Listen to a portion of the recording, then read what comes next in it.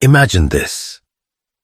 You open your eyes in the morning, and before you even stretch or speak a word, your hand is already reaching for your phone. It's automatic now, a reflex like breathing. You scroll, a notification, a video, a highlight reel, a meme, then another and another. Before you've even stood up, your mind is already deep inside a digital world, consumed, distracted, detached. What's terrifying is how normal this has become. You tell yourself it's harmless. Just 10 minutes, you say. Just one quick video, one funny clip, one scroll through the feed. But that 10 minutes becomes 30, then 60, then more. You blink, and the morning's gone. The day slips through your fingers like sand. And with it, your focus, your energy, your time. Yet worse than all of that is the quiet emptiness that follows. A dull, nagging feeling that something deeper is missing. This isn't laziness. It's not a lack of willpower. It's a symptom of something far more sinister. We are living in a time where entertainment is no longer a luxury. It's an addiction. It's not just something we enjoy occasionally. It's something we need every hour, every day to feel okay. And the scariest part? Most people don't even realize it's happening. Because this isn't the kind of addiction that's loud or obvious. It doesn't destroy your life overnight. It steals it slowly, silently. One scroll, one episode, one dopamine hit at a time. We're being pulled into a cycle of endless consumption. One where stimulation replaces stillness, distraction replaces reflection, and noise replaces meaning. And while it feels harmless on the surface, beneath it is a growing crisis. A crisis of presence, purpose, and identity. The question is no longer whether we're addicted. The question is, what is it costing us? Because every moment spent lost in meaningless entertainment is a moment not spent building your future, strengthening your mind, or connecting with the people you love. It's time we wake up to the truth. Entertainment addiction isn't just stealing our time. It's stealing our lives. We often think of our struggle with entertainment as something personal, a private weakness, a bad habit we'll fix someday. Someday, we blame ourselves for not being stronger, more disciplined, more focused. But what if I told you this wasn't entirely your fault? What if your constant craving for stimulation isn't just a failure of willpower, but the result of a system designed to keep you distracted? Because that's the uncomfortable truth. This addiction is not accidental. It's engineered. Behind every social media feed, every autoplay feature, every endless scroll lies an invisible architecture built by some of the most powerful tech companies in history. These platforms don't simply offer entertainment. They optimize addiction. They're not in the business of serving content. They're in the business of capturing attention. Your attention, your time, your life. And they've studied exactly how to do it. Tech giants have hired armies of behavioral scientists, psychologists, and neurobiologists, not to help you grow, but to exploit your mind's natural vulnerabilities. They understand dopamine. They understand habit loops. They know how your brain reacts to novelty, unpredictability, and social validation. And they've turned that knowledge into weapons, carefully embedded in your phone, your apps, your feed. Former executives from Facebook, Google, and YouTube have openly admitted it. These platforms were built to hijack your psychology. Sean Parker, the first president of Facebook, confessed that their goal was to create a social validation feedback loop, to manipulate brain chemistry and make people addicted. And it worked. But what's at stake isn't just your screen time. What's at stake is something far deeper. Your freedom to think clearly, to choose intentionally, to live meaningfully. We're not just distracted individuals. We're becoming a distracted society. A population constantly entertained is a population that rarely questions, rarely reflects, and rarely resists. The more we scroll, the less we notice. The more we consume, the less we create.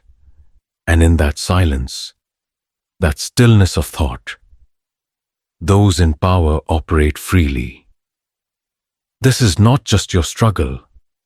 It is a battle against a system that thrives when you're too distracted to care. And winning that battle begins with seeing it for what it is. A war on your mind disguised as harmless fun. Your brain wasn't designed for this world. It wasn't built for constant notifications, infinite scrolling, or an endless stream of flashing images and synthetic dopamine hits. It was designed to focus, to wander, to rest, to engage with the real world in real time. But the modern entertainment machine has changed that. It is not just capturing your attention. It's rewiring your mind.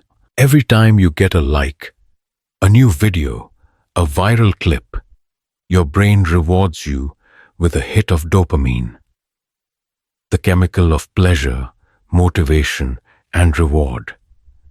At first, it feels harmless, enjoyable even. But over time, the brain adapts. It builds tolerance. What once brought excitement now feels dull. You need more, faster, louder, brighter. And before you know it, the brain starts craving stimulation just to feel normal. This is addiction at the neurological level. The consequences are profound. Our ability to focus, the foundation of all deep work, creativity, and personal growth, is collapsing. Studies show the average human attention span has fallen below 8 seconds, less than a goldfish. And we feel it. Books feel longer, conversations feel harder, silence feels unbearable. This isn't a small inconvenience. It's a dangerous transformation. A scattered mind cannot build, lead, or love deeply. When we lose focus, we lose ourselves, our potential, our presence, our peace. And here's the hardest part to admit. It didn't happen by accident. It was allowed. It was fed. We handed over our minds in exchange for temporary comfort. But comfort isn't the goal.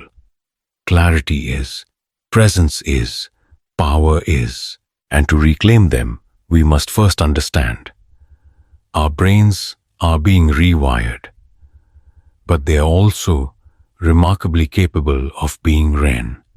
There was a time when emotions were something we sat with, something we honored, explored, endured.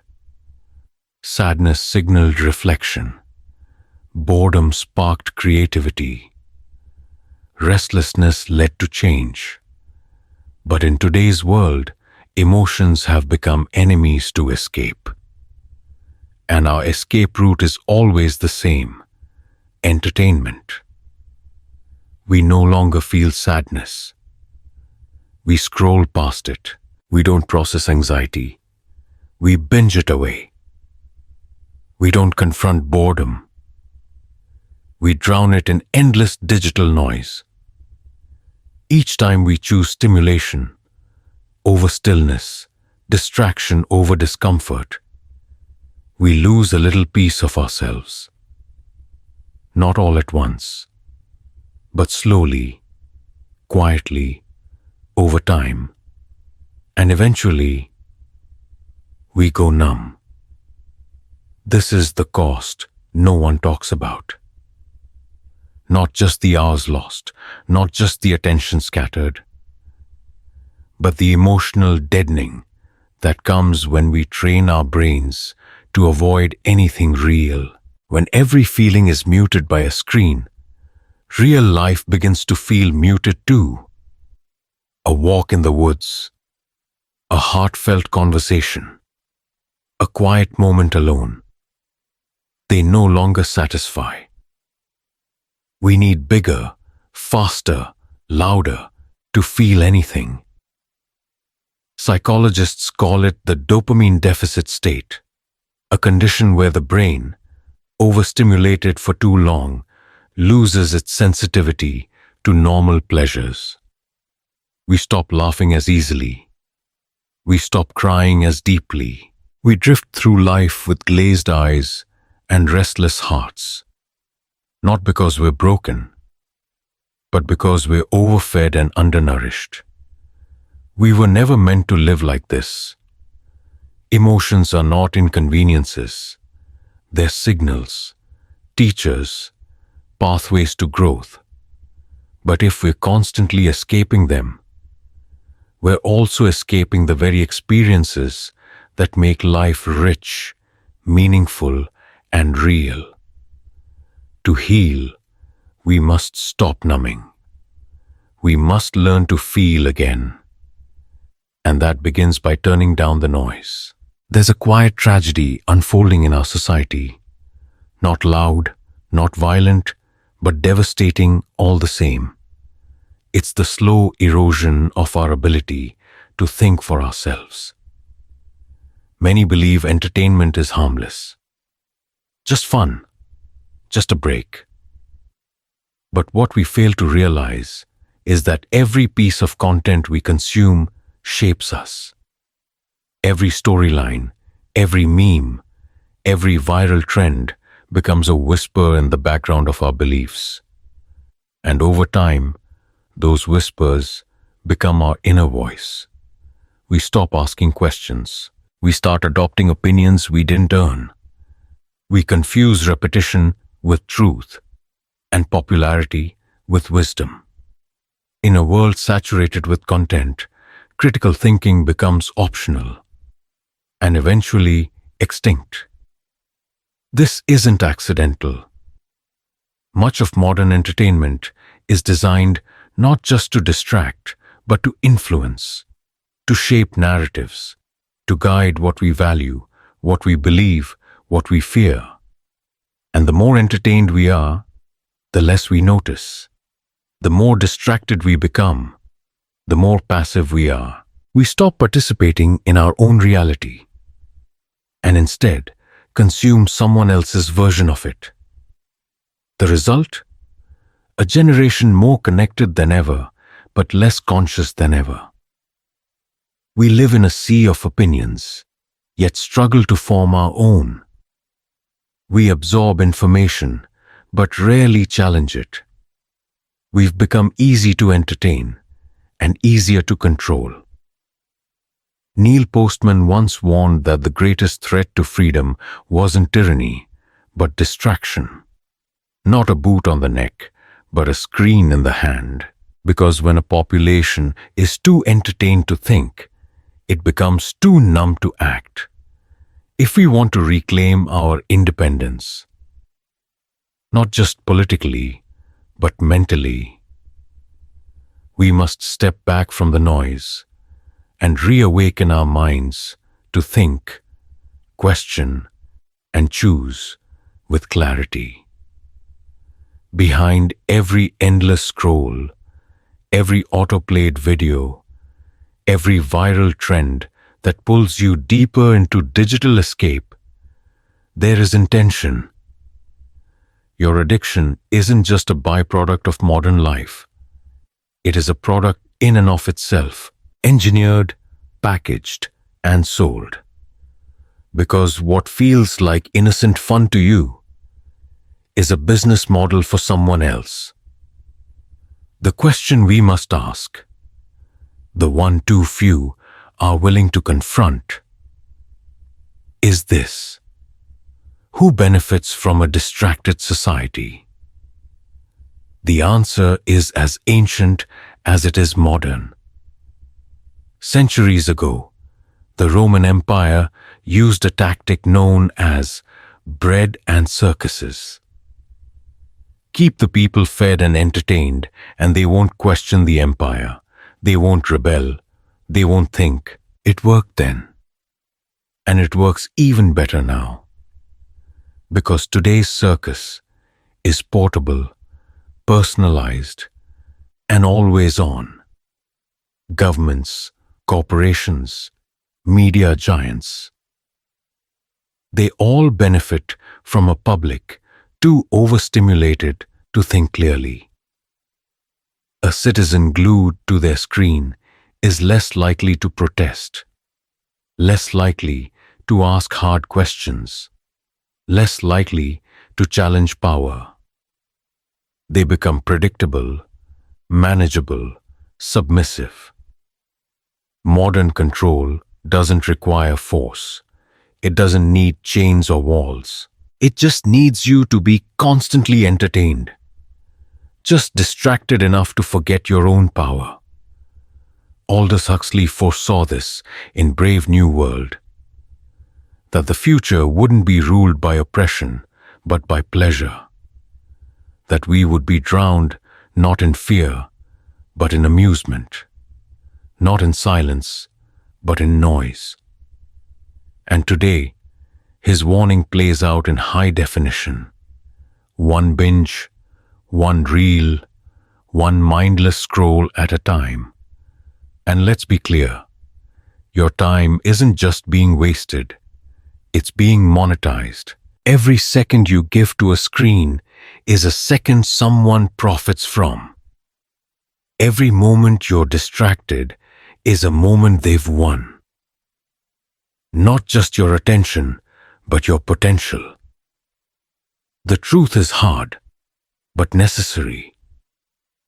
If you don't control your focus, someone else will.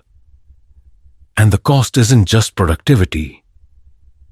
It's your autonomy, your future, your life. It's time to stop feeding the machine and start reclaiming your mind. Here is the truth that often gets lost in the noise. You are not powerless. Yes, entertainment addiction is real. Yes, it is engineered, it is manipulative, and it is deeply woven into the fabric of our modern lives. But it is not unbreakable. You are not doomed to drift endlessly in this digital current. You can wake up. You can take back control. Because this addiction, at its core, is not the root problem. It is the symptom. The real problem lies deeper. We are running from discomfort, from boredom, from the silence within ourselves. We fear stillness, not because it hurts, but because it forces us to face who we are when the noise fades. And yet, that silence holds the key. Breaking free doesn't begin with drastic changes. It begins with small acts of defiance. 10 minutes without distraction. A quiet walk without a phone. A single hour spent reading, thinking, creating. These are not just lifestyle choices. They are declarations. Acts of rebellion in a world that profits from your submission. And something miraculous happens when you resist the pull. Your mind starts to clear. Focus returns. The fog lifts. You begin to remember what it feels like to truly be. To be present, to be still, to be alive. This is not just recovery. This is liberation. Every step you take toward reclaiming your focus is a step toward reclaiming your future. You don't need permission. You don't need perfection.